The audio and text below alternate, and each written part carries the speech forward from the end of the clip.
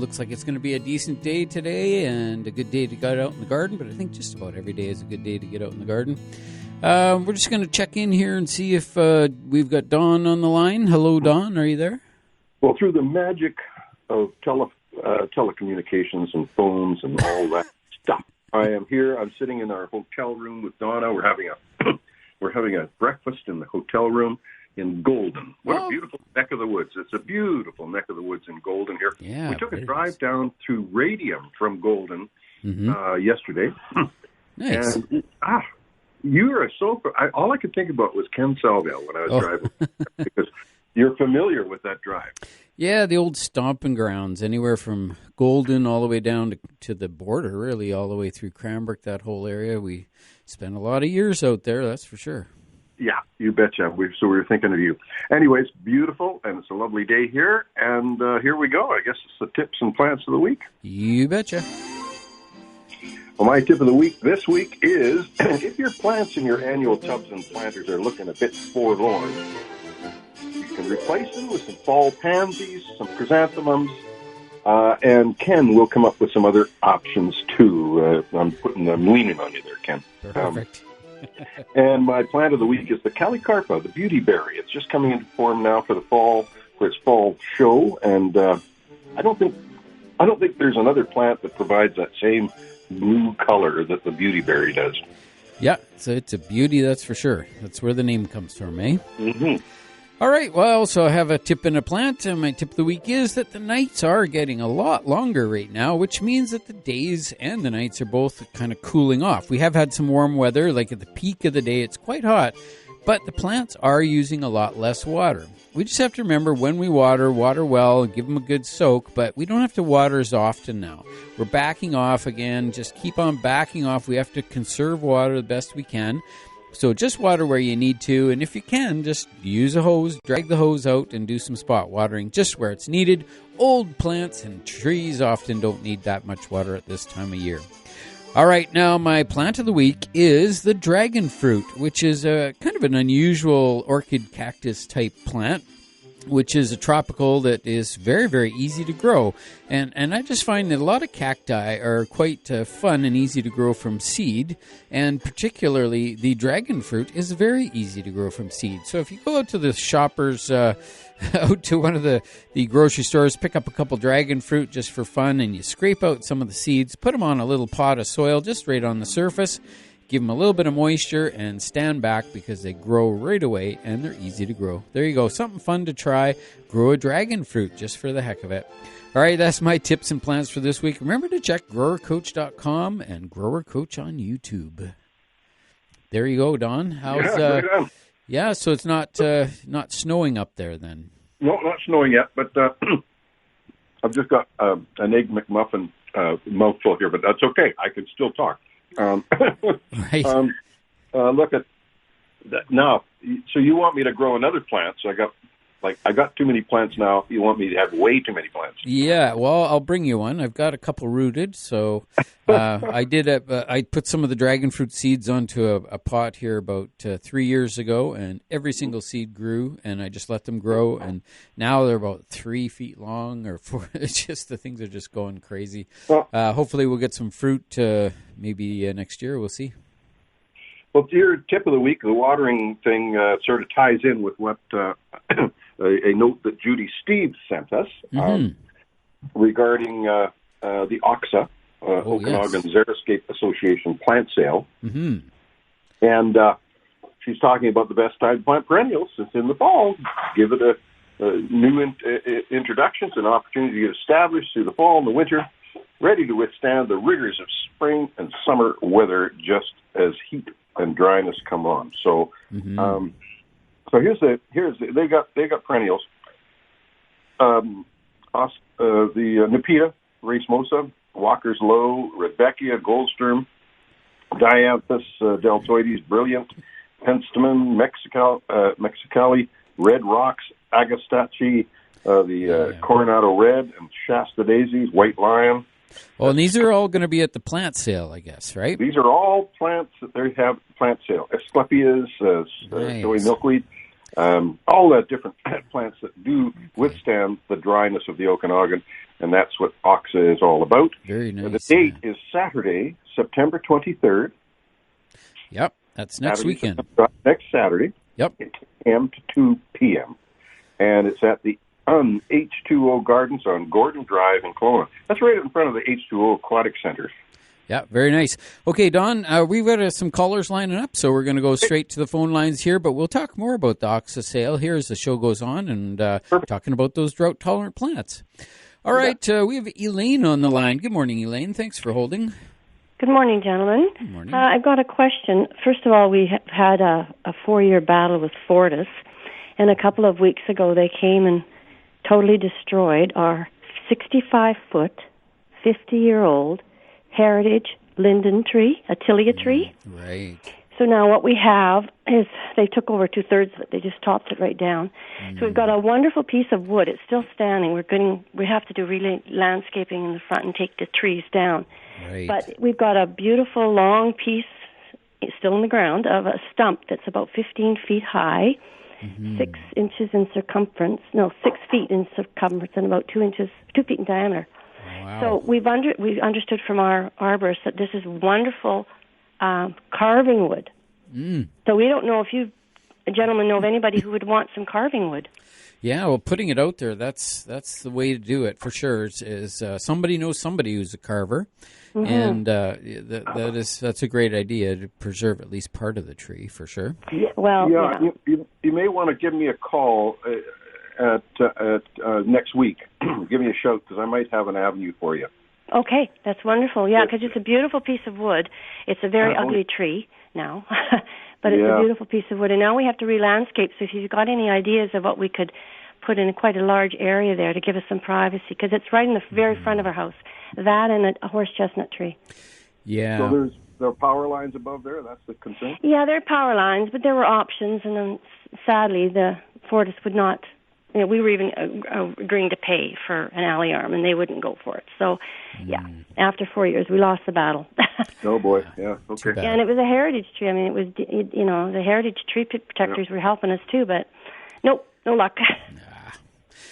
Well, that's too bad. But, as far as, when you're redesigning an area, there's a lot to consider. And, basically what I try to do is just start with a bit of an overhead drawing, that where you measure out, get a piece of graph paper and start to measure out and plot where the house is on the property and what the space is.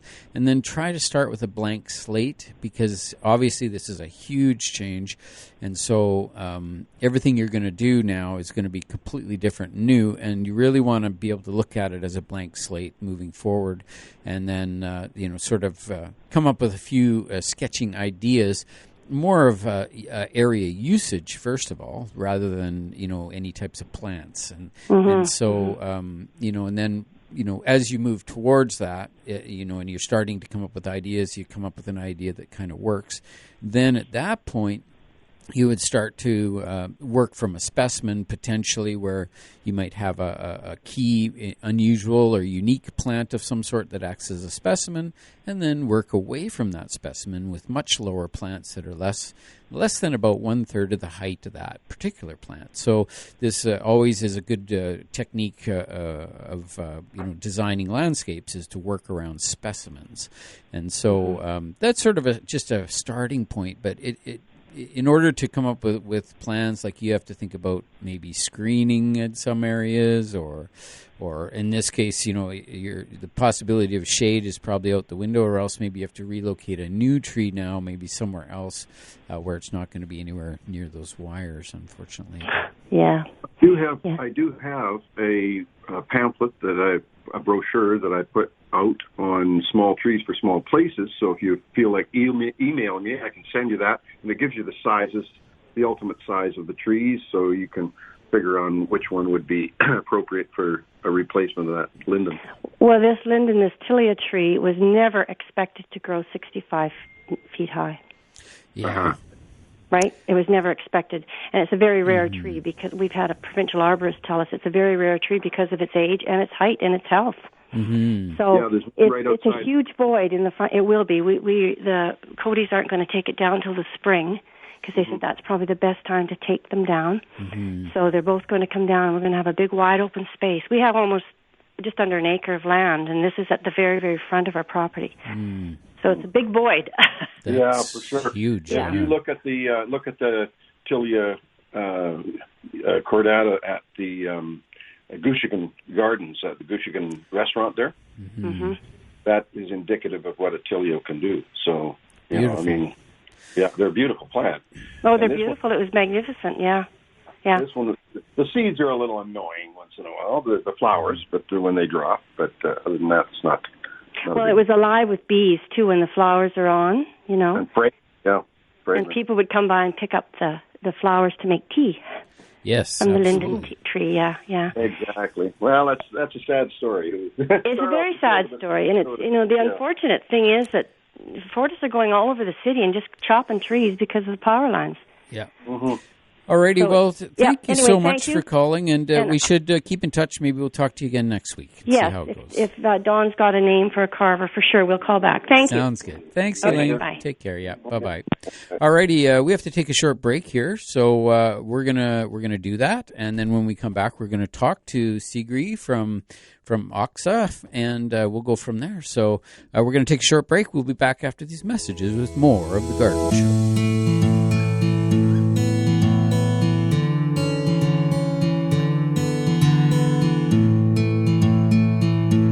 Alrighty, we are back, and we have Dawn on the line, and we have Sigrid on the line. Good morning, Sigrid. How are you? Good morning. How are you, gentlemen? We're doing pretty good, thanks. Well, I'm 100%. I don't know how, and I'm in Golden, BC, which I'm really enjoying. Oh, hilarious! Nice. I'm just here to our OXA fall plant sale. Yep. The Okanagan Zeriscape. As you gentlemen probably know, we are in exceptional drought as of August 17th, I believe. So the driest conditions we have seen in the province ever, which is indicative of climate change, and makes all the more sense to come over to, as I call it, the dry side, the Zeriscape side.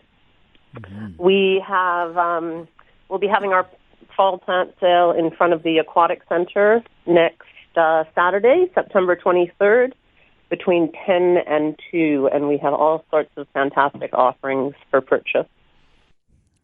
Fabulous. Well, you know, Sigrid, we jumped the gun because we talked about this right at the beginning of the show. We talked about all the plants that are available. Judy Steves had given me an email on the OXA plant sale happening on the 23rd. No, not the 23rd. I'm sorry. Next Saturday. That's the 23rd. Yep. Yeah, 23rd. Well, they got another thing happening on the 23rd. I got to talk about too. But no, this is great. And what a great location for it too, so people can see just how beautiful a Zeriscape planting can be at the H2O Gardens out on Gordon Drive. Yeah, it is beautiful. It's a nice location, and it's proof that you can have a beautiful garden. What I always say about that is that basically that the xeriscaping, which is dry land landscaping, is a system, not so much a style. But the style plays a role in it sometimes if you're using rock and that sort of thing. But Sigrid, you're back online there. We lost you for a second. Yeah, that's disappointing. I don't know at what point you lost me. Just a few minutes ago. So, well, I was plugging our plant sale. Mm-hmm. We're really trying to educate people about the benefits of fall planting.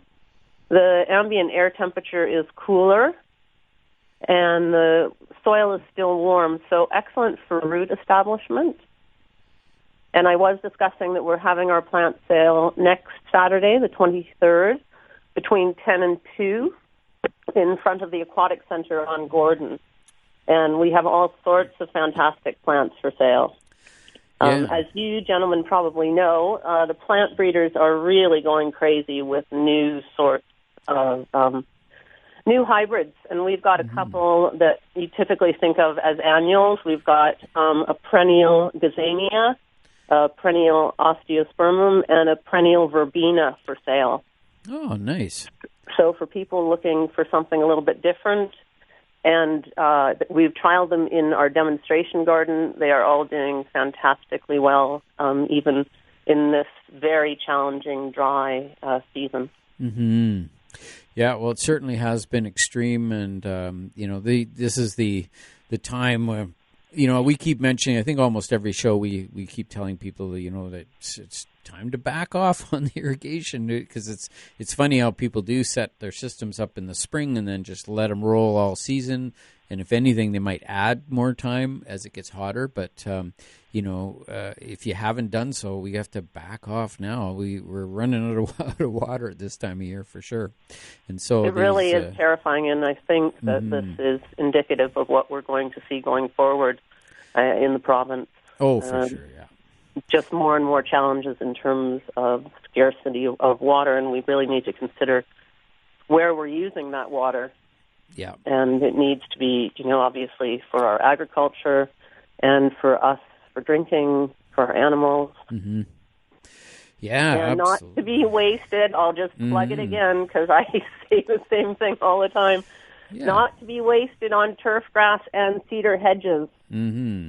But food is something which we all need, and that's where, if we have to apply water to anything, that's where it needs to be applied, and, grow food to eat, and, grass, you can't really eat grass. I guess you could if when you're a goat, you can, but that's about it. Goats and cows. Yes. So I hope to see lots of your listeners next weekend. And as I said, we have all sorts of neat plants for sale. So yeah. So just one more time, it's starting at 10 a.m., is it? That's correct. 10 until 2 next Saturday. That's September 23rd. Mm-hmm. Yeah, and so it's in front of the Aquatic Center on Gordon there. Right, yeah, the H2O Center and the non-H2O Garden, which is fabulous. That's correct. So is there going to be people talking about that and teaching a little bit about systems and methods? Yes, we are. We are having master gardeners on site, as well as Zen Nursery and Wild Bloom Nursery. Fabulous. Will be joining us. So lots of knowledgeable people there to talk about better choices. And as Ken mentioned, it is it's a process. Zeriscaping is a process, not so much a specific design or aesthetic look. You can achieve all sorts of looks with Zeriscape planting. Absolutely. It's not a style, it's a system. Mm-hmm. Yeah. Cool. Well, that's great, Sigrid. I really appreciate you calling in today, and we'll be plugging it away today on the show, and then next weekend as well. Thanks very much, guys. Yeah. Enjoy your Saturday. Awesome. Okay, Sigrid, you take care. We'll be seeing you next weekend. Bye-bye. All right. Bye-bye. There you go. So, yeah, that's going to be a good event, and that's one of their fundraisers as well. So it helps to keep the Okanagan Zeriscape Association rolling along. So really important. Their website is fabulous too. If you haven't been to the OXA website, you can just look it up, and they got lots of good plant lists there. Yeah, it's a great organization. Murray is online too. Ken. Yep. Good morning, Murray. How are you? My call. We have a blue spruce that is about 6 feet tall, and I noticed it's growing 2 leaders, or it appears to be growing two shoots at the top. The question is, should I remove one, and if so, when should I do it? Yeah, well, it's definitely something you should do, is reduce it down to 1, and the timing, it's usually a little better in the springtime. Don, can you add anything to that? Well, yeah, spring would be a great time. I think you could do it any time, but spring would be your optimum time. And you just want to pick the dominant one, or the one that looks as straight as possible. I mean, you can't really go wrong in taking this thing out, because the tree will find its own way. Just wondering why it has co-dominant leader.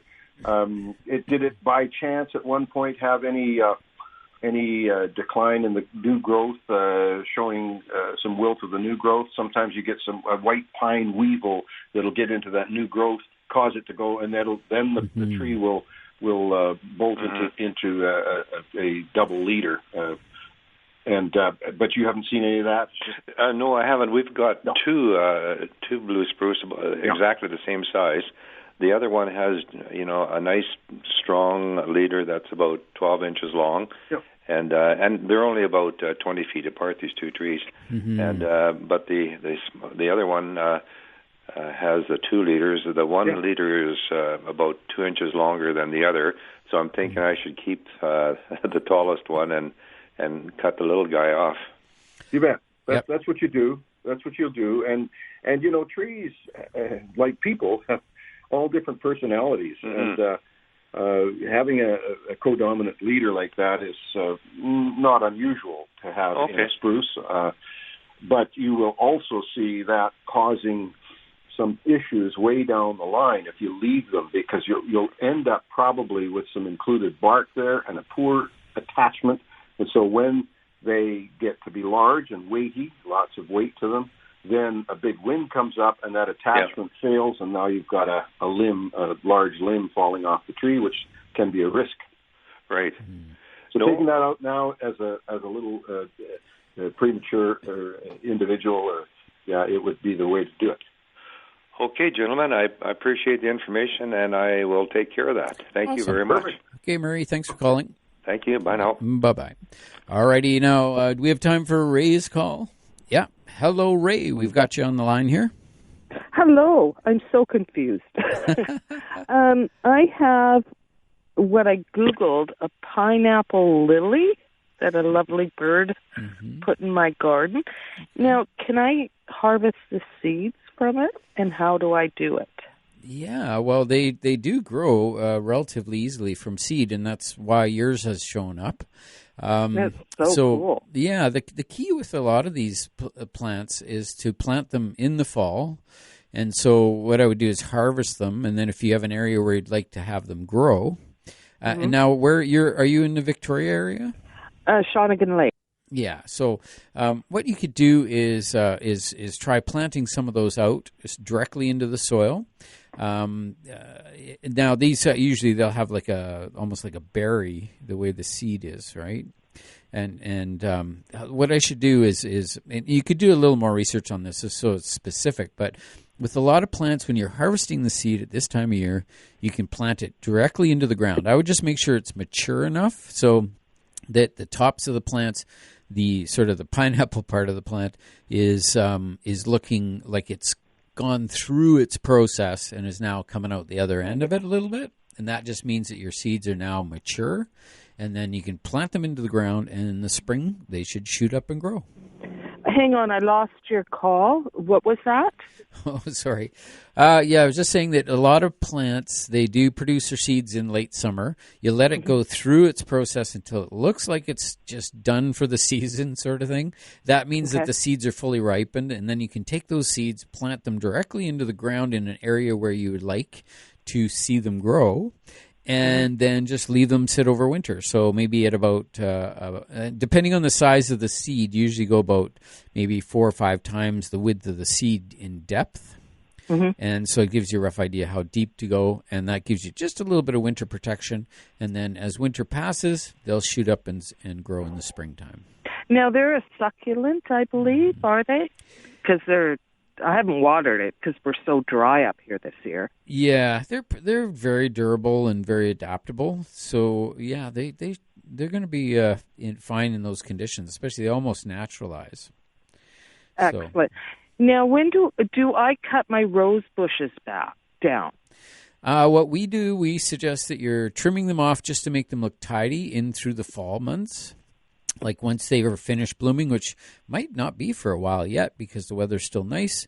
So you let them bloom as long as they want to bloom. And then just before winter, when you start to get snow and whatnot, you can go out, just trim off the parts that kind of look rough and let them go through the winter. We always give a little bit of mulch around the base of the plant to make sure it's protected for the winter, just in case. And then it goes through the winter. In the springtime, we cut them hard because spring pruning encourages good, strong growth, which produces a lot of bloom. Okay, perfect. That makes sense. And also, I have snapdragons, and I've been harvesting the seeds from them. Yep. Do I plant the seeds in the soil now or in the spring? Well, what we did, or the way I do it anyway, is because I'm a little concerned about them surviving through the winter, so sometimes I just put them into like a little envelope and put them in the refrigerator and just leave them in the fridge through the winter, and then in the spring I go out and sprinkle them, and they just grow like crazy, and usually they're fabulous. Excellent. Thank you very much. Okay, thanks for calling in. All right. Have a good day. You too. Bye-bye. All right, we're going to have to take a break here, so we're going to take a short break, and we'll be back with the Garden Show after these few messages.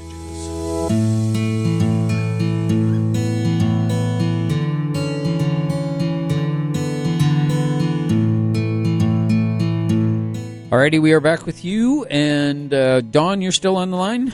I am here with you. Okay, we have got Ariel on the line calling in. Good morning, Ariel. Good morning, gentlemen. How are we doing today? Oh, pretty good. I'll tell you, those beef steak tomatoes, big beef or whatever the heck you call them. Wow. We had, we measured one. It was about 1.75 pounds. Woo! That's a nice one. That's a slicer. That is. The question I have for you today is my Amaryllus is getting too big, and one of my girlfriends fell in love with it because it's one of those big, like double bloom ones. Nice. When is the time that I can split it up and give her some of it? Yeah, well, right now is a good time because a lot of these perennials, we're doing them in the fall and doing divisions, that sort of thing. That just not so much with grasses, but other things. Dawn, I don't know if you have any other things to add to that. Well, I think they're pretty easy. My old method was using 2 potato forks, digging forks, and putting it in there, and then pulling the handles aside, and it kind of just pulls the roots apart. When after you've got them dug up, you can do that to the big ball, But they're pretty easy to do. And so are you? Well, this one here, the base of it is like it's 2 feet around at least, the base. So do I dig it down with the fork, like put it in, like, because it's all still foliage still, Mm-hmm. Yeah. Should I wait till it dies back? It's not going to hurt. It's not going to hurt to do it now. They're tough, and they have such a fibrous, thick root that I don't know if I think it's just a root, but it is very thick. And it holds a lot of moisture and energy, so they're a piece of cake to divide. So should I dig the whole thing up and then split it, or shall I dig it? Shall I split it while it's in the ground and leave the other part where it's going to be?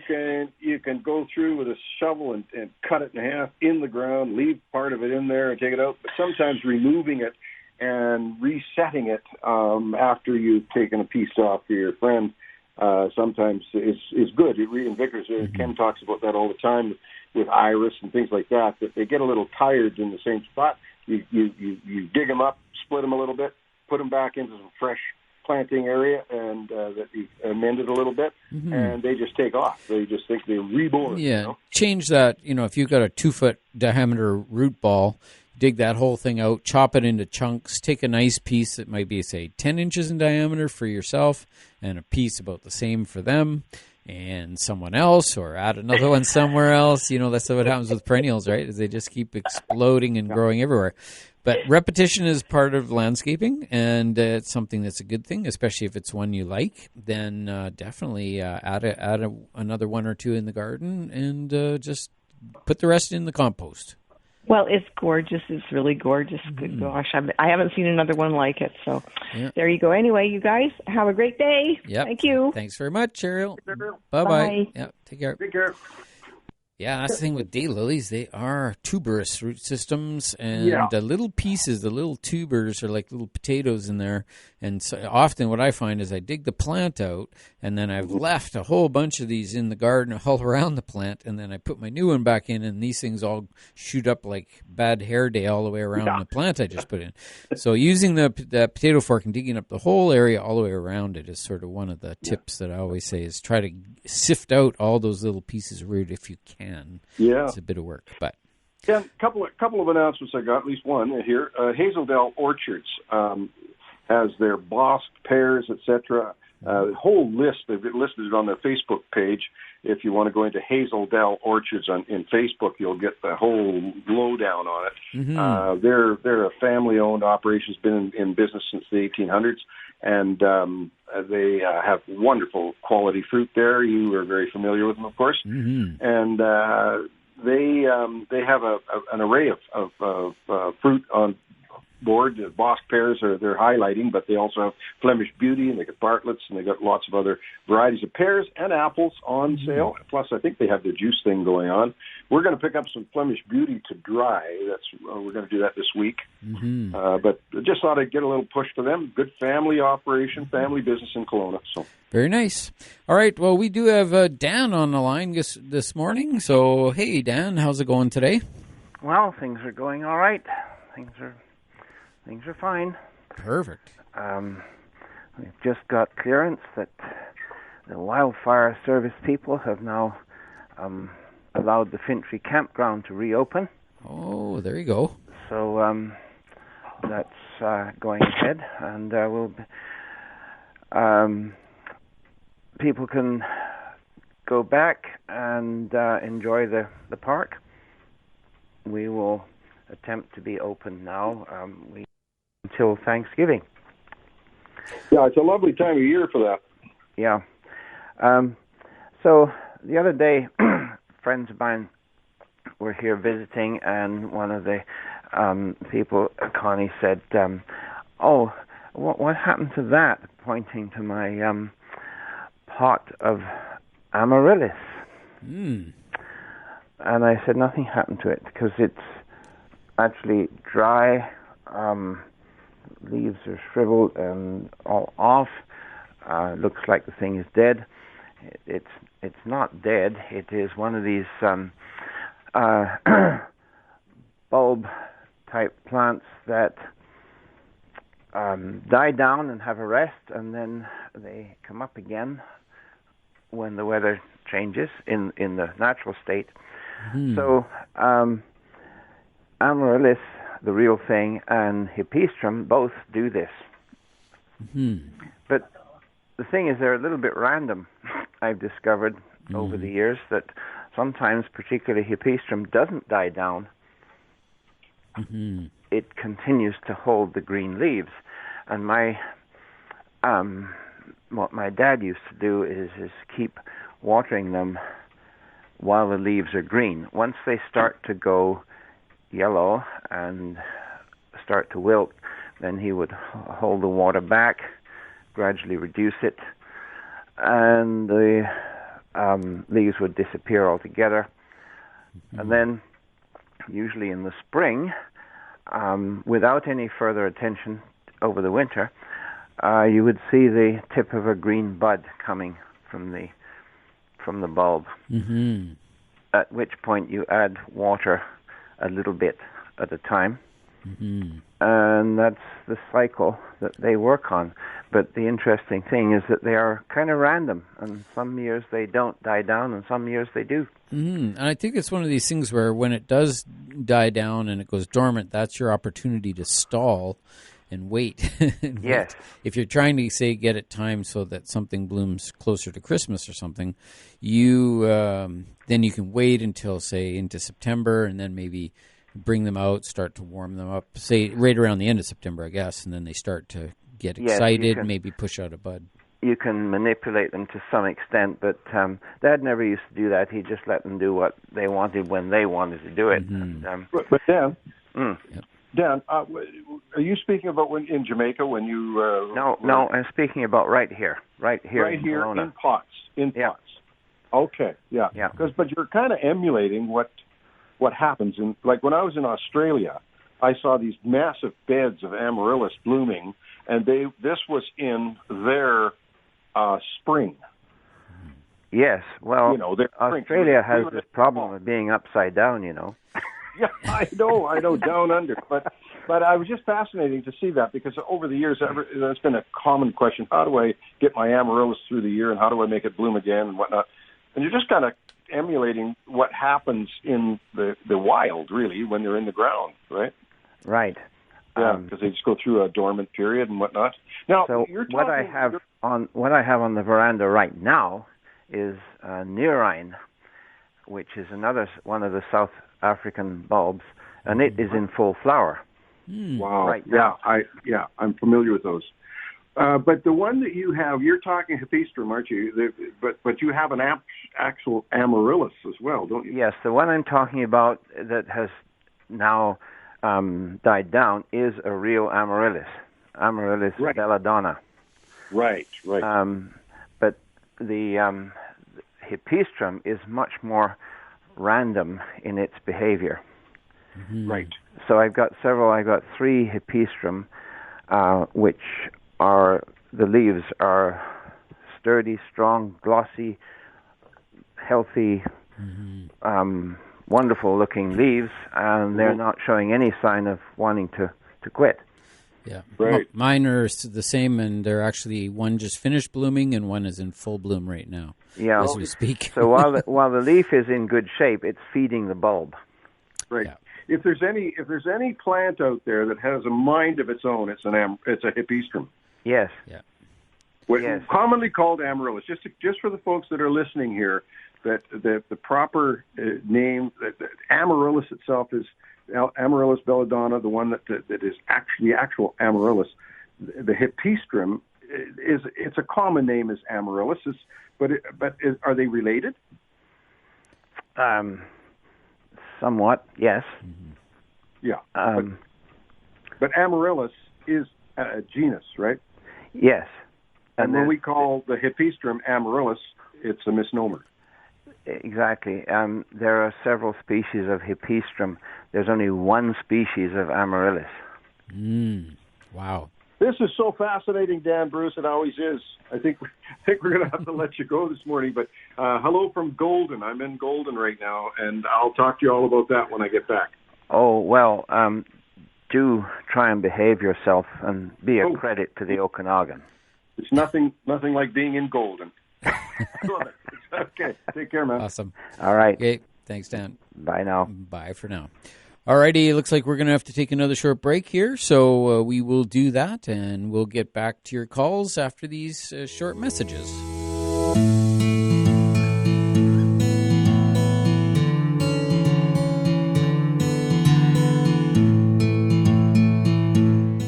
Alrighty, we are back, and we are chatting about all kinds of things today, about a lot of really cool topics. Everything from Amaryllus plants to snapdragons to you name it, and the Oxa plant sale as well. And we talked a little bit about Fintry, all kinds of great topics today. And another one, which is really happening in Kelowna here. We appreciate the fact that there's lots of things going on in Victoria as well. But in Kelowna, at the Kelowna Museum, on the 23rd of September, there's a grand opening of the exhibit celebrating 140 years since the arrival of the Casorso family and basically the arrival of the Italian folks into the Okanagan. And there was a huge Italian presence here and very, very focused on agriculture. Lots of different things growing with it. Anyway, they've got a display going on, and the first date, next Saturday, 23rd of September, they will have a grape stomp. Ooh. Yeah, so you they get your feet washed and then you get in and start stomping grapes, which will be kind of fun to watch. So that's happening. And I mentioned Hazeldale Orchards, and I also want to mention something that's happened in our garden, in our backyard. The other day, we were sitting there enjoying company, and there must have been 10 billion, well, maybe not 10 billion, but a great number of little tiny gnats flying around, annoying us, right? They were just everywhere. They couldn't believe it. So how do you get rid of these? Donna said, well, what about one of those yellow sticky boards? So that's what we did. We hung up a yellow sticky board, and it was fascinating to see these things gravitate toward the sticky boards and do their thing. And the sticky boards are loaded. They're just black with these little gnats, and they're pretty much cleaned up. So if anybody's having that trouble, buy some of those yellow sticky boards. Looks like we've got some callers coming in, Ken. Yeah, you betcha we do. We have Lisa on line one. Good morning, Lisa. Good morning. Good morning. How are you? Good, thank you. I have a question for you about hydrangeas. Sure. So we put in hydrangeas in our backyard in a big row a couple of summers ago, and they're all on the same drip line, and they've all got the same dirt, and we've got some that are great, big, and huge, and we've got some that are really little, and I'm not quite sure what the difference, like if there's something we should be doing to get the little ones caught up. And then the second part of my question is, how far back should we cut them this fall? Okay, so what color are these hydrangeas? They're like kind of greeny with a hue of like purple. Okay, and so and where are you located? In Kelowna. In Kelowna. Okay, well, it's most likely it's going to be one of these. Does it have like sort of a darker green, sort of smooth, shiny leaf, or is it a kind of fuzzy leaf? No, it's not smooth, shiny, but it is certainly darker green, and the buds are they're like a whitey green color, but there is a hue of dark purple on them. And it was interesting because we had somebody in the yard earlier this spring cutting flowers for an event, and she had just said, "Oh, I've never seen them that color before," so I don't even know what variety they are. So it's probably a PG type hydrangea, because a lot of those do turn quite purplish as you get into the fall. And they're really quite beautiful. Now, the key there is to make sure that you have the right variety, number one. So if we bought a whole bunch of them from one place, we would hope that the tagging is all correct so that they're all the exact same variety. Some varieties only grow maybe 2 or 3 feet high. They have many of these real dwarf ones that stay small. Some of them get huge, 6, 8, 10 feet high, some of them. So making sure they're all the same is number one. The growing conditions can vary even from plant to plant, so it's something that is a consideration. A little bit extra food on the ones that are not growing is helpful. At this time of year, they're not going to grow, so we're done for the year. But next year, that would be the thing to do, is to find those ones that seem to be stunted and try to give them a little extra food. And then if you're still not seeing a change, and those are sort of doing their thing and they're blooming and everything, but they're just staying smaller, it's probably a varietal issue. So then you have to dig those ones out and try to rematch the other ones. Hopefully you still have some of the tags so you know the varieties that you've been working with. I think we do. I'm hoping we do. Maybe. I have one question here. One question: are the blooms conical shape or are they round? So they are round. They're very dainty. Like they're very. The flowers aren't lacy? like. Like I would say, like the petals are all quite small and quite delicate. Mm-hmm. So like a lace cap, maybe.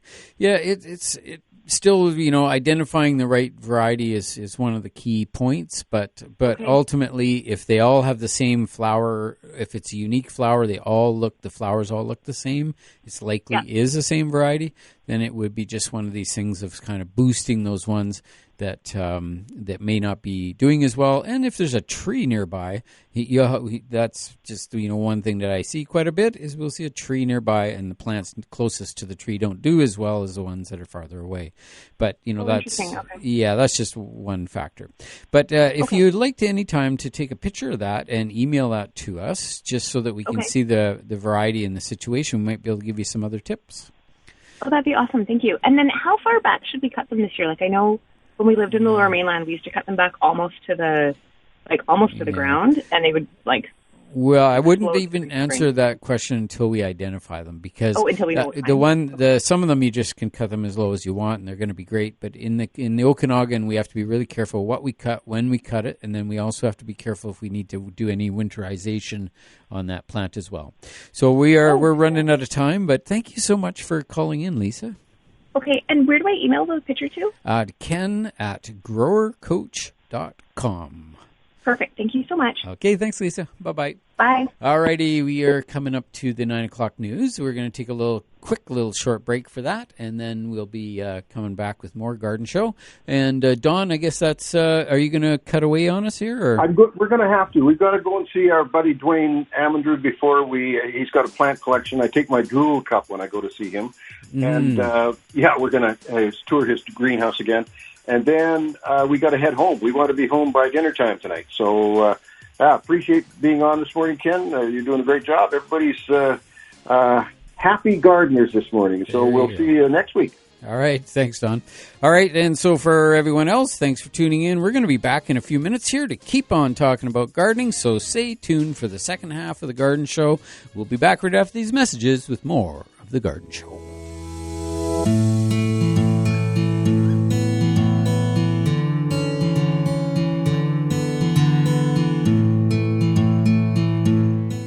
Alrighty, we are back with you. Another lovely day in the garden.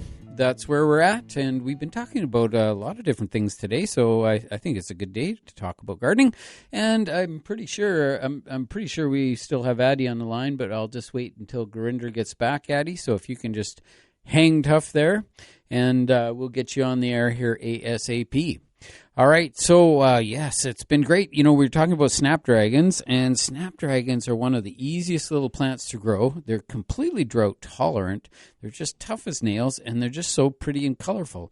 And you can collect the seed for year after year, and they actually will survive the winters most years. I've had some that grew for seemingly several years in a row from the same base, and of course they're reseeding themselves as well, but pretty fun to see.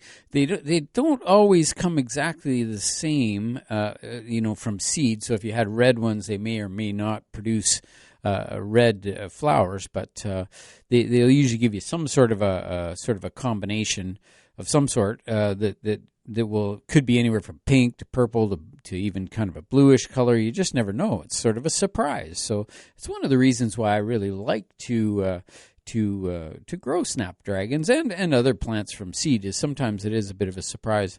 We got a little bit of a surprise from some zinnias that we collected last year. And with the zinnias, we planted a whole bunch of them that we had saved, and they all came up the same, all as like a small double yellow flower, whereas the previous year they were a tall sort of mixture. So that was kind of interesting, but you never know that's gardening for you, isn't it? I was just going to check, is Addie on the line there, Gurinder? Oh, Addie might have dropped off. Okay, that's all good. And Addie, you can call back whenever you get a moment. That's fabulous. Appreciate that. And yeah, so it is interesting when you do your own seeding. You just never quite know what you're going to get, but that's part of the fun of it, I think. And like I say, we had a beautiful pink rocket snapdragon last year, and it was so beautiful. We thought, well, let's just see what we get, and we ended up getting sort of a combination of really soft, light pink blooms all the way through to sort of a purplish color. So it was really a great plant, and it was a lot of. It's been a really good one. And you know, the thing with the snaps is if you like to use them as a cut flower, which I really like too, because they are one of the better cut flowers, is that you want to grow the tallest varieties you can get. So I'm pretty sure it's one of the Rocket series is one of them, but just always check that out when you're looking for plants specific to cut flowers, is to find the ones with the longest, tallest stems. And those will usually be your best options, and that just means you're going to get a good long stem that you can cut to whatever height you want based on the type of vase that you want to put them in. So really fun, is one of my favorite things. I just love cut flowers, and it's something that we always feel pretty blessed because we do have a garden, and we've got all kinds of different types of plants and flowers, and we can just literally cut bouquets at a moment's notice any day through the regular season. And it really is quite a fun thing. At this time of year, we're starting to think about tulips, because tulips are going to bloom in the spring, and there's early, mid, and late season tulips. And often the later season ones are quite tall, and so we always like to get the tall ones again as a cut flower. And tulips do make one of the most, I would say, one of the most beautiful cut flowers that you can get. And it's one of our favorites. My wife Wendy's favorite flower for sure. And so, that plant, the secret to doing tulips is just putting a lot of them into a hole. And so that's where, when you do dig the hole, like sometimes you'll be putting in tulips sort of at random around the garden, or putting 3 in each hole or 5 in each hole. Well, I put some more like 12 or 15 or sometimes even 18 or 20 tulips in a single hole. So I'll dig a bigger hole, it's maybe about 2 feet in diameter by about maybe 10 or so inches deep, sometimes 12 inches deep, and then I'll fill the bottom with a little bit of sort of a compost blend.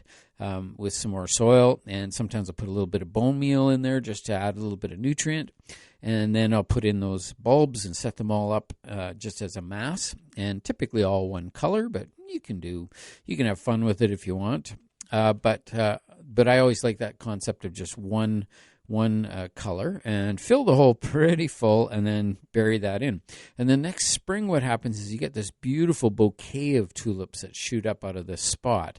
And you just get a mass, so at least, like I say, about 20 blooms coming up in that one spot. And so for somebody who likes to do the cut flowers, like myself, I like to go out and cut some.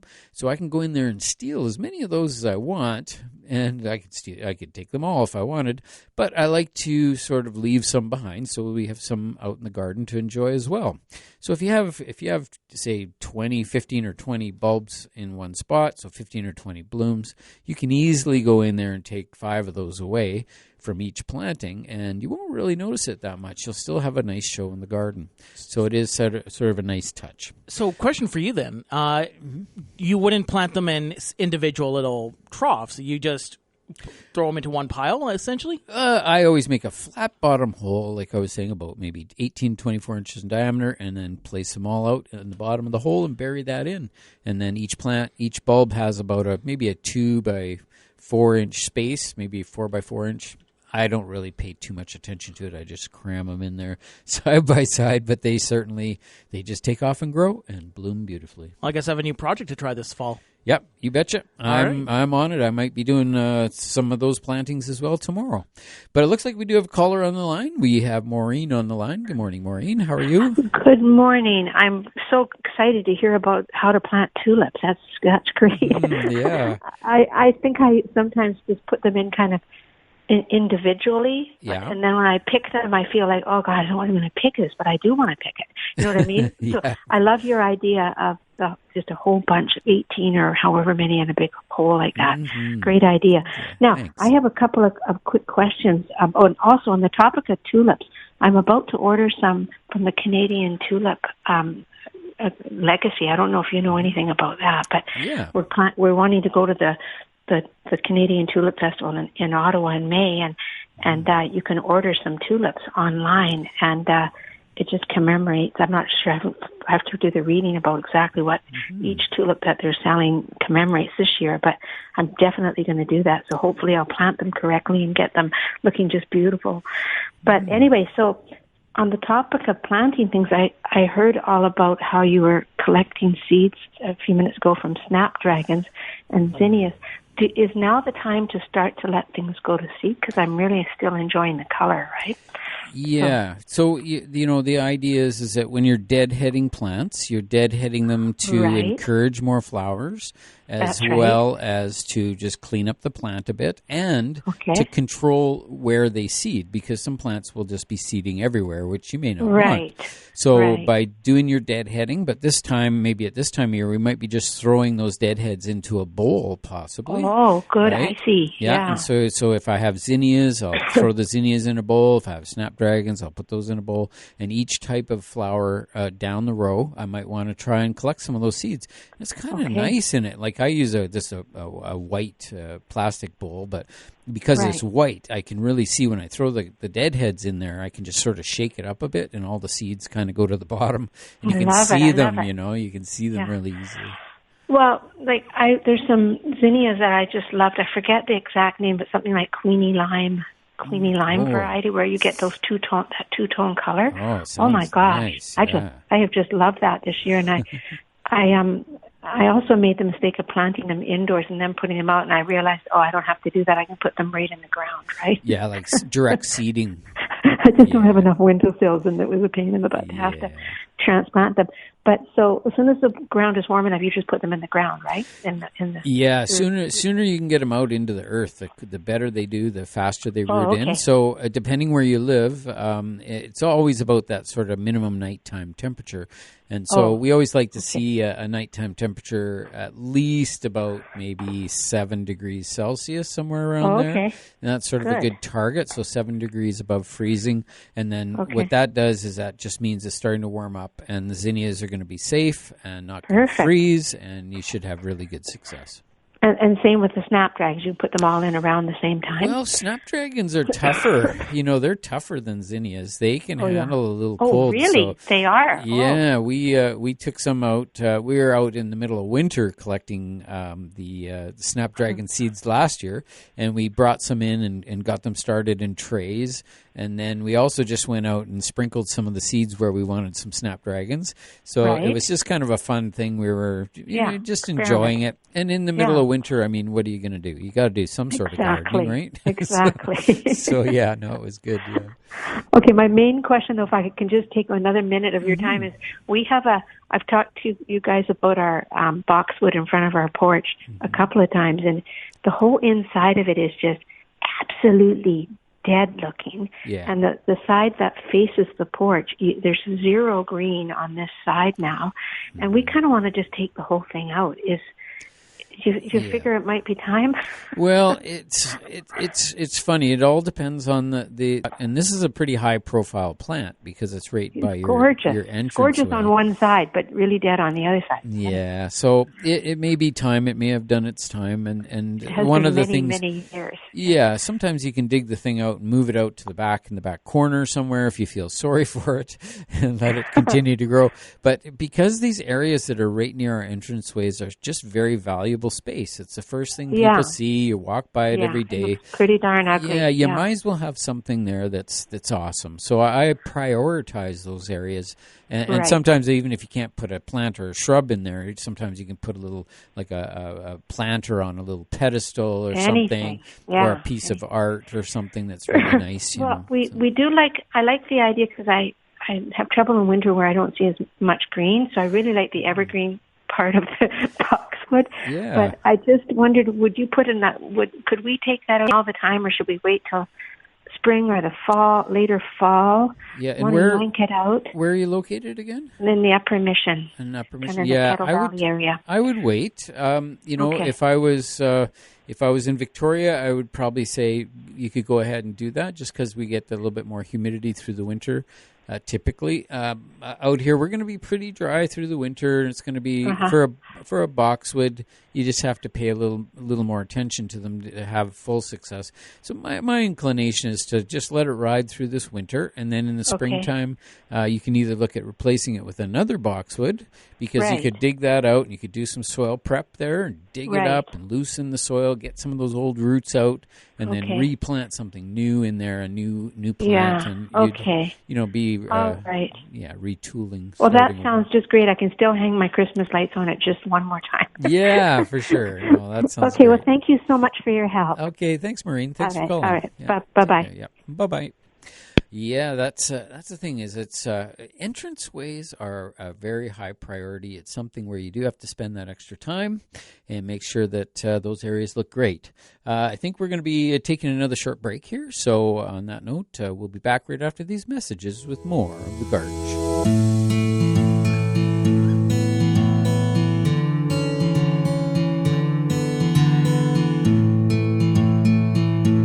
Alrighty, welcome back, everyone. And yes, it is. It's going to be an exciting fall. There's lots going on in the community. We've been just talking about the OXA, the Okanagan Zeriscape Association plant sale that's on next Saturday. That's going to be a very exciting time. Always lots of master gardeners on hand there to teach people about drought-tolerant plants and drought-tolerant plantings. And that's held each actually in the spring they do a sale, and in the fall they'll do a sale, and it's one of their main fundraisers. So that's going to be next Saturday, and it's out at the H2O Center at the Un-H2O Gardens, and it's going to be a fun day. So write that down and make sure you get out there from 10 till 2 next week. Alrighty, so talking about gardening as we normally do, and I'm excited about parsnips. And it's one of these plants that I find is just very, very satisfying to grow.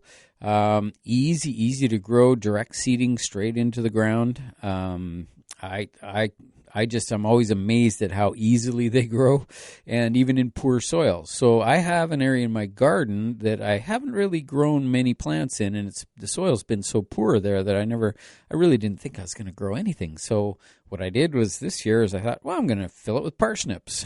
So again, I went through and I put about 4 rows of parsnips in, maybe about 8 feet long each, and just seeing what happens. But, that was back in the spring, and now these things are about maybe 18 inches tall, and they're looking pretty happy. I've been watering from time to time, just hand watering, maybe a couple times a week. In the summer, it's been pretty hot, so we've been having extreme temperatures, but they've come through quite well. We had a little bit of wilting one day, so they're pretty tough. We're hoping to see how they come out. I'm going to be harvesting at least one here coming up in the next few weeks, so stay tuned to see how that comes. I'm interested to see how they penetrate the poor, silty, hard-packed soil that I have there. Let's see if they've actually rooted in. So it'll be a good one. Anyway, from there, we're going to go back to the phone lines. We have Sharon on the line. Good morning, Sharon. Hi, good morning. I really enjoy your show. Thank you. Could you recommend a potentilla that's low growing and blooms a lot for a long time? Yeah, one of the better ones that we've found over the years is the one that's called Yellow Gem. Okay. And it stays quite low. It's a low mounder, so it might only get maybe about 14 inches tall.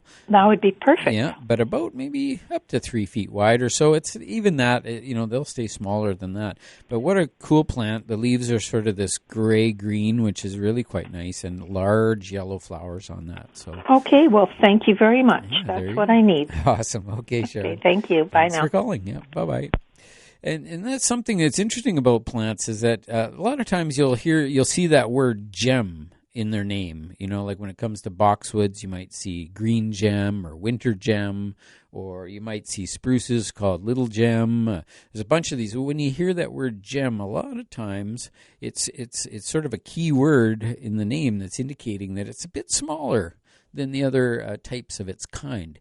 So it might be a more of a dwarf variety or something that might be smaller. So in the case of boxwoods, the green gem is a nice small variety that stays quite small and sort of ball shaped. So it's a good cue. So keep that in mind when you're looking at plants, because there's a lot of gems out there, and it's kind of a interesting thing to know. And so sometimes always I would say is keeping an eye on the botanical name.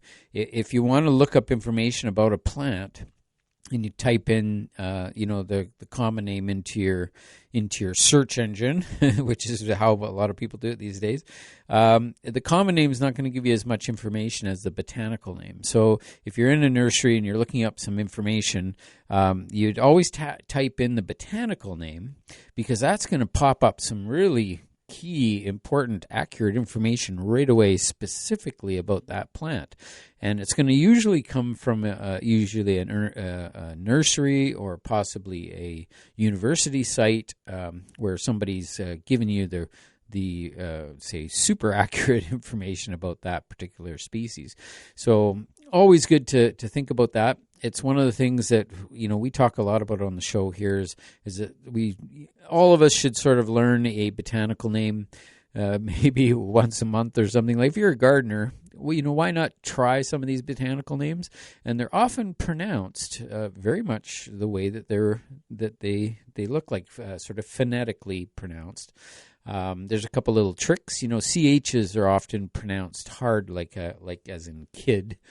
That would be an example of how CH is usually pronounced in botanical Latin. But so there's a couple little tricks like that, but not that much. But it is always good to get the botanical name, and you can get the real information, the actual accurate information about that particular plant. It's pretty hard to miss it when you're putting in the most accurate information. All right, so yes, we've been talking a little bit about Fintry. It sounds like Fintry is on the go again. They were shut down for the fires there for the past few weeks. They've got the campground back up and going again, and so it's always fun to go out camping out at Fintry, which is just on the west side of Okanagan Lake. And it's a nice spot, and there they have Dan Bruce that's on the line. He's the curator of the Heritage Park there, so there's a lot of really good sights to see. And so check that out whenever you have time. It's always fun to get out and take the kids out, and I know at times the dogs are welcome as well, and they have events throughout the years. And Dan will call in most Saturdays and give us updates as to what's going on at Fintry. So yeah, there you go. Now, other things that we're doing right now is we are just talking about fall cleanups, and because there is that movement beginning now, people are starting to think about getting things tidied up.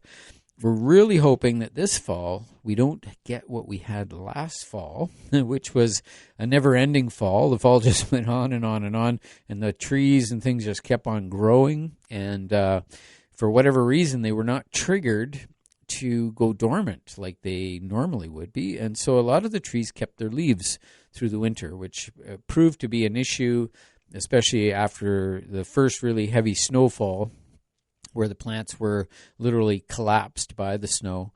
And it was pretty difficult for a lot of the deciduous trees to survive that, and so there was a lot of damage that went on. And this, the plants in general, what happens when the leaves go dormant, the green of the leaf is chlorophyll, and that chlorophyll is saved from year to year. It's reabsorbed into the plant system when it goes to shed its leaves, and so the green comes out of the leaf and goes into the stems, and it's just sitting there ready to go for next spring.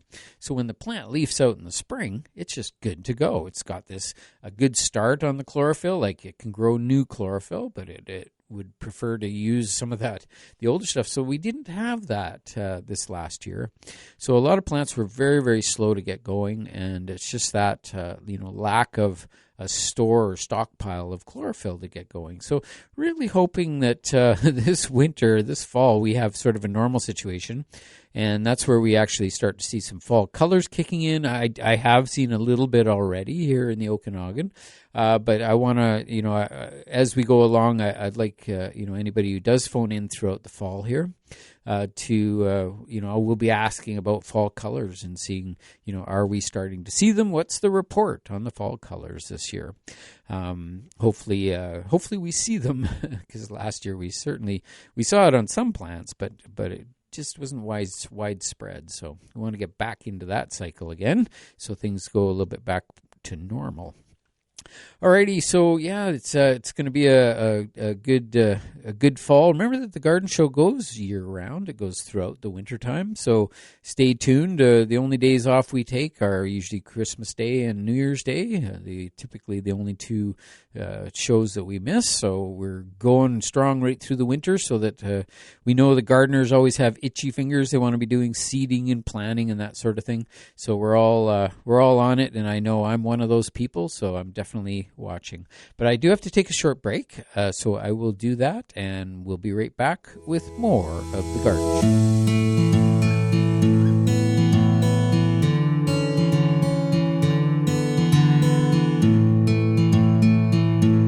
Alrighty, we're back with the Garden Show, and it looks like we have Wendy on the line. Good morning, Wendy. How are you today? I am just great, loving the sunshine, not too much smoke. Yeah. That's awesome. Well, yeah, I'd love to cut back on our watering, but we're only allowed to water once a week on the west side. Yeah. So it's been, the plants they're doing okay. Mm-hmm. But anyway, my question is about raspberries. Right. I want to cut them off. Okay. Okay, they finished blooming beginning of August, July. So they bloomed, July, August, had a great crop this year. Good. can I cut them right down? Yeah, so those are those the June bearing then, are they? I would think so. So yes. They fruited in June. So the key with June bearing raspberries is that they produce their canes through the season, and those canes are where you get the fruit next year. Right. So the key is that any canes that fruited this year, you definitely can go and cut those ones out because they're kind of they start to shrivel up and kind of look rough anyway. Right. So those ones come out. But any of the fresh new shoots that look nice and healthy and strong, those are your fruit for next year. Okay. So the key with that is usually what we do is, like, especially if they get quite large, is that we usually will cut them off at about 4 to 5 feet tall, and just trim them off and then attach them to a stake or a post and wrap them around the stake or put a tie on them. And then that usually keeps all your fruit sort of in these let's say, easy-to-pick locations for the following year. Right. Okay. So if that makes any sense, that's sort of the way... No, it does. I'm looking out the window and I can say, okay, I can see the new ones coming up. And So some people do have everbearing. And the everbearing ones, what they do is that those ones you just sort of leave them all intact through the winter months. So we even leave the old shoots. And then what happens is the old shoots from the previous year fruit right away next year. So early, even at the end of May, early June, they're kind of even earlier than the June-bearing ones. And then after that, those ones from the previous year, those ones just die right off. And then the new shoots come out, and they fruit again in the fall. So you get this double fruiting effect. And so that's how you sort of know if you have everbearing, is that you'll get sort of 2 fruitings in the year, once in the spring and once in the fall. But if yours are just June, then and those are in a way easier to remember what to do and easier to manage. Okay, great. Thank you. Thanks, Wendy. Okay, Thanks for calling. Bye-bye. Yeah, I love the raspberries, and they are a little bit tricky at times, and through periods of drought, they don't often perform as well. But again, a lot of people are on the water restrictions, so that's where we need to, when we get the opportunity to water, we water well, and often water by hand if you need to. Give them a good deep soaking, and then that way they're good to go for a week. And it trains the roots to go downwards as well, and that's where where there's moisture available for them. But they are quite drought tolerant. It's just, for better fruit, they need a little bit extra water. So, but at this time of year, if they're finished for the year anyway, it's not as critical, that's for sure.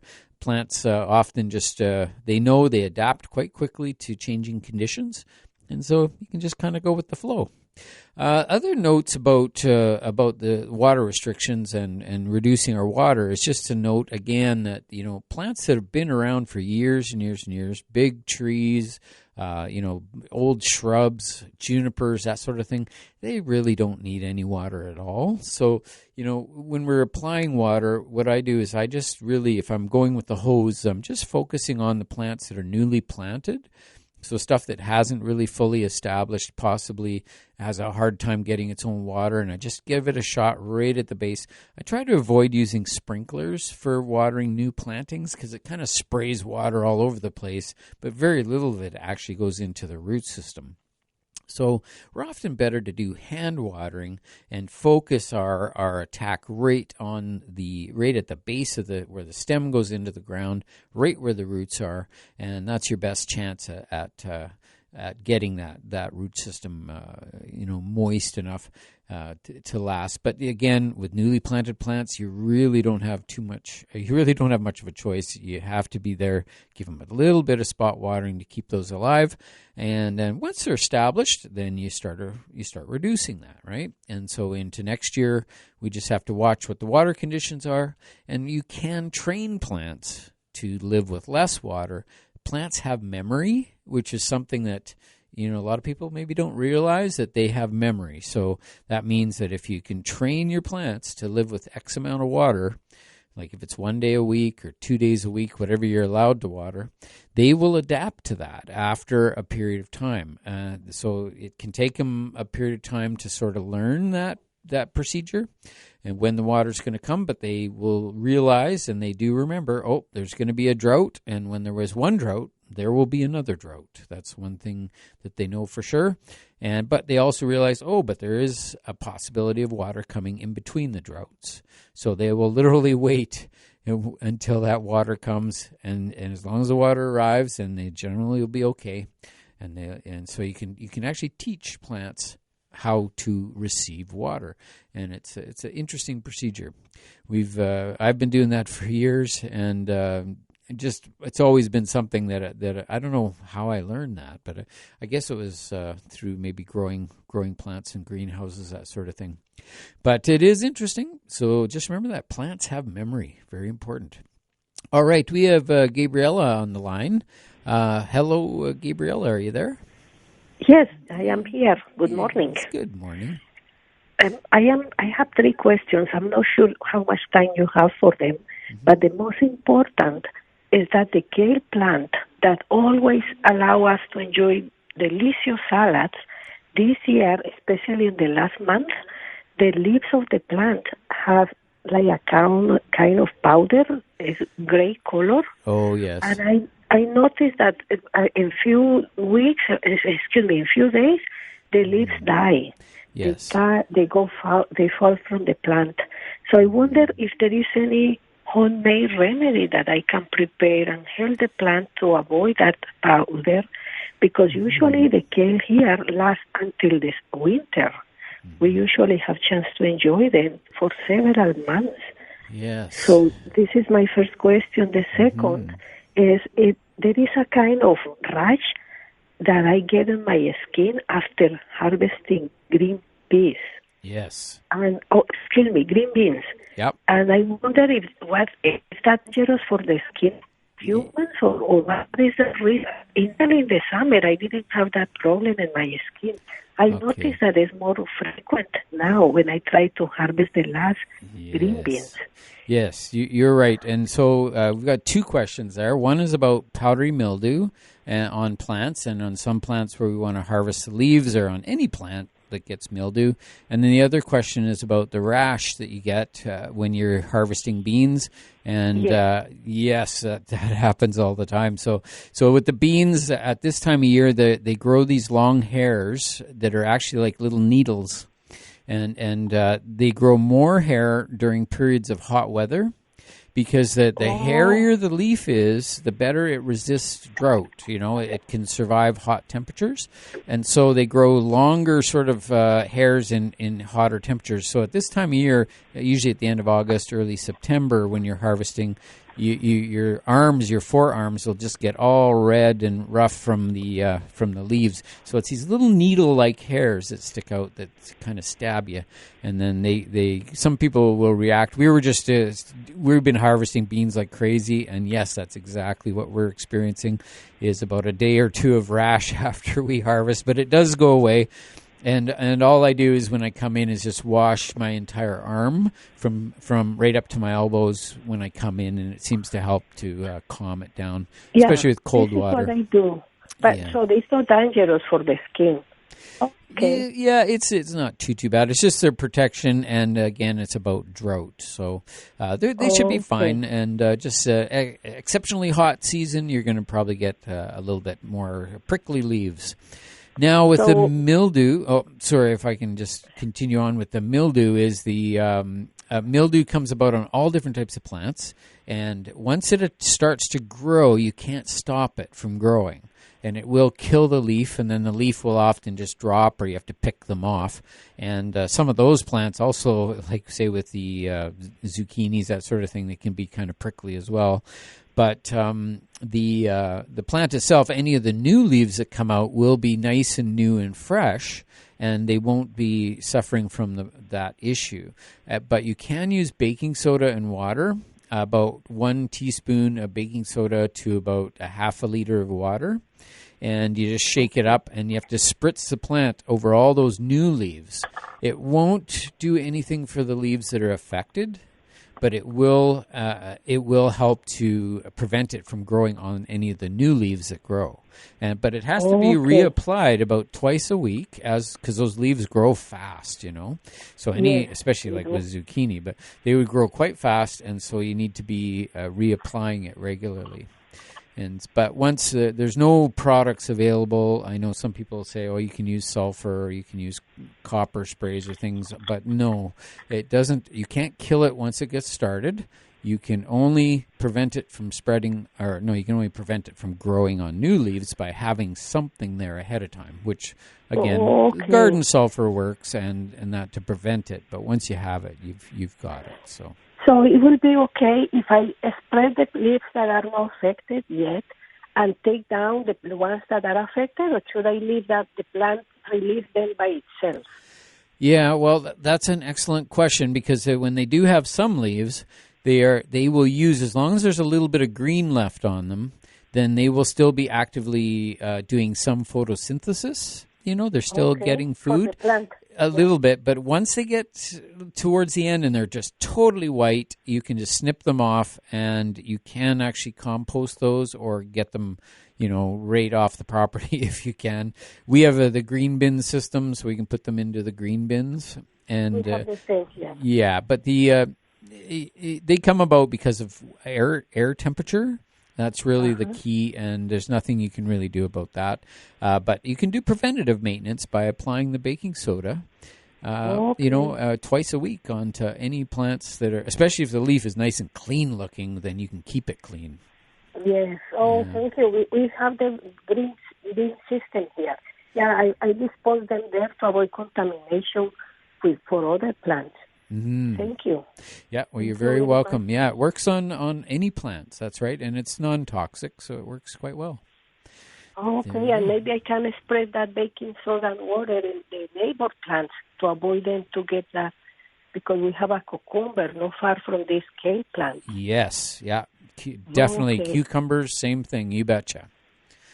Okay, Mister, thank you very much. You're very welcome. Thanks for calling, Gabriella. Bye-bye. Okay, bye-bye. All righty, we're going to take a short break here, so we're going to be right back after these messages with more of The Garden Show.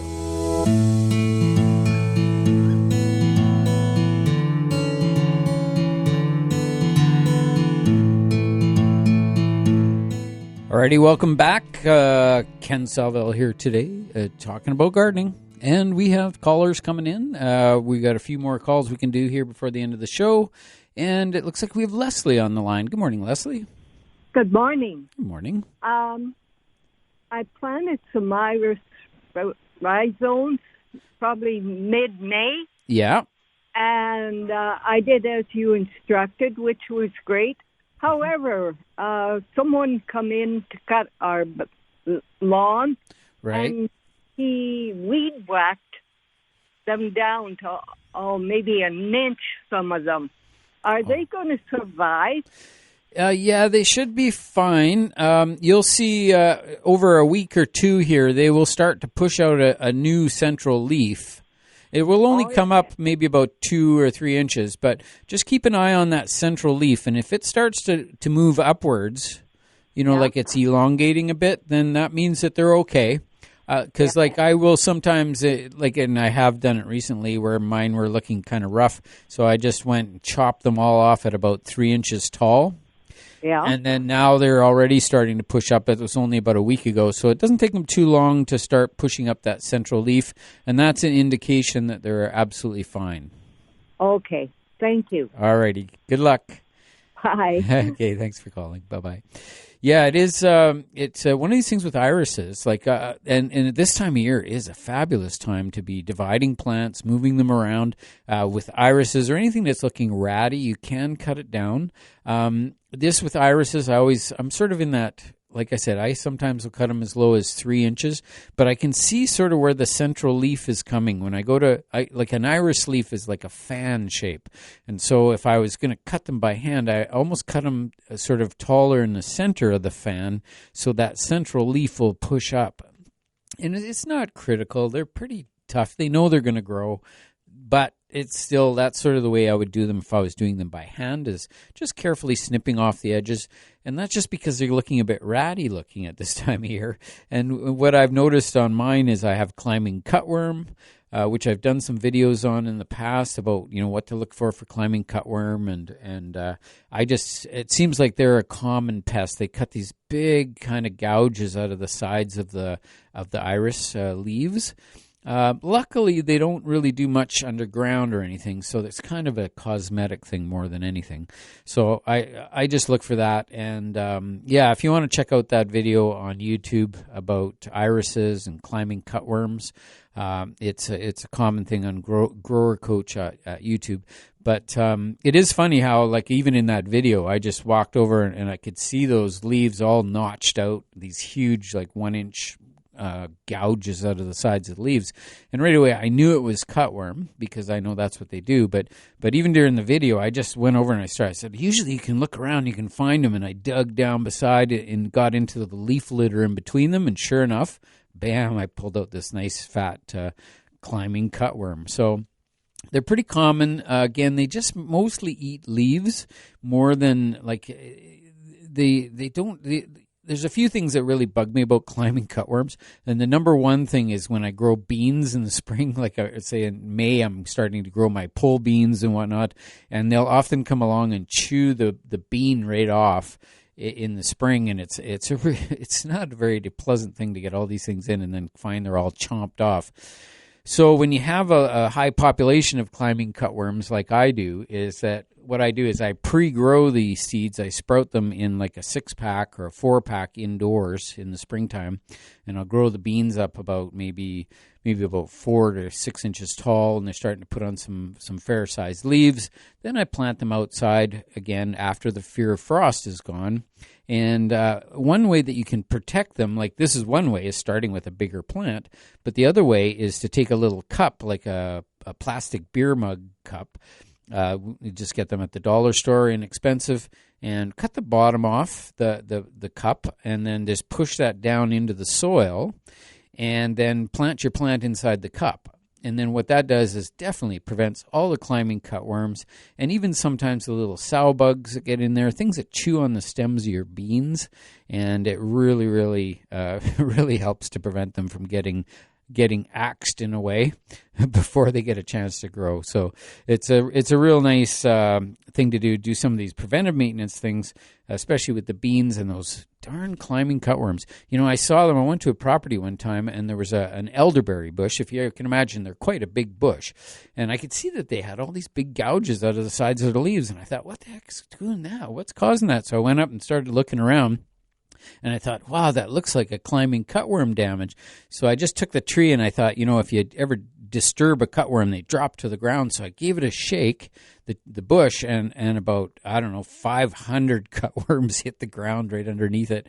It was like, oh my God, I couldn't believe it. So, you know, there's one of those situations where you just happen to have a population explosion right underneath an elderberry bush and the leaves are chomped.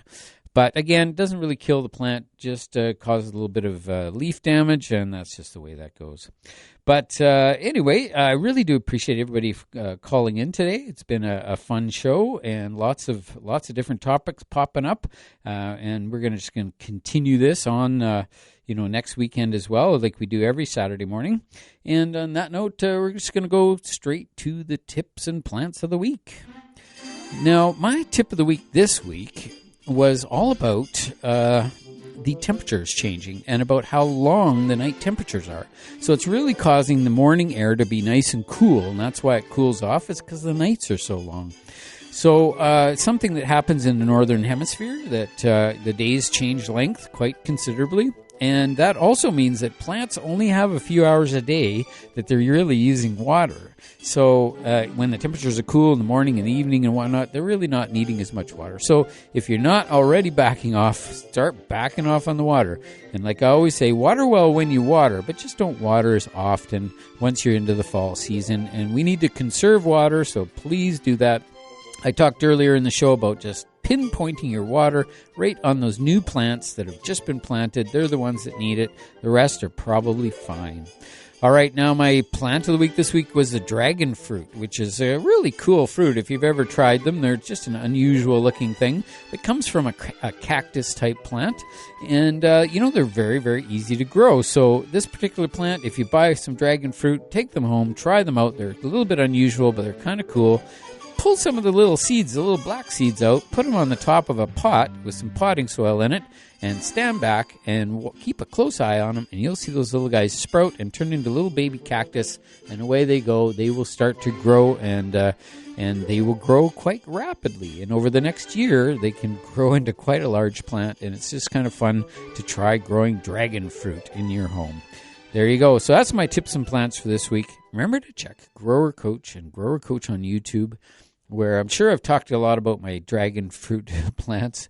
Mine should be, if everything goes well, by next year. They're at least 3 years old. It's usually that 3 to 4 year old plant when it's starting to produce flowers, and if they produce flowers, they will produce fruit. They do need a little bit of pollination, which you can do with a little paintbrush. Again, the dragon fruit family is like an orchid cactus, produces quite a beautiful big bloom, and those blooms typically come at nighttime because they are a night bloomer. So they're pollinated by either bats or sometimes moths, and even sometimes just bees in the daytime. If the bloom lasts into the morning a bit, the bees will get in there. So some pollination is really important for those to get those fruits to form. And I'm pretty sure they'll just pollinate from bloom to bloom. It's just kind of a fun thing to try. What the heck, eh? We're gardeners. You got to try something sometimes a little bit different. All right, well, thanks everybody for tuning in this week. It's been a fun show, and we look forward to talking to you again about gardening next week with more of The Garden Show.